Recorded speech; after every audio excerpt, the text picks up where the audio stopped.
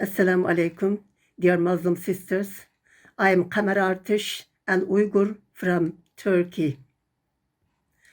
Nowadays, the world is shaken by the new exposure of the gang rape disaster, which is among the tortures has been used by the Chinese Communist Party government in its genocide policy against Uyghurs since the last 4 years. Please emphasize, what would you do if this tragedy happened to you, your young-aged women relatives, and even your daughters?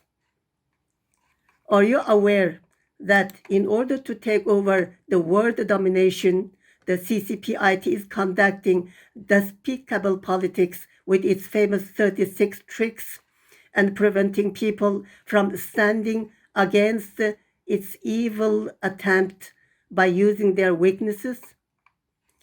I'm calling you, the compassionate mothers.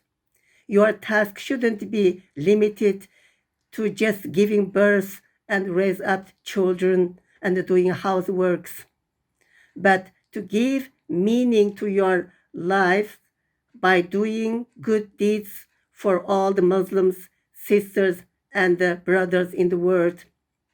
You can arouse and mobilize your men to take action to participate in the sacred cause which prevent the atheist CCP, who became the #1 and ferocious enemy of our religion, from ruling the world as well as the Islamic countries and polluting the chaste Muslim women.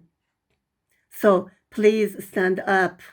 Give voice against this persecution. Combine your verbal prayer with your actual ones.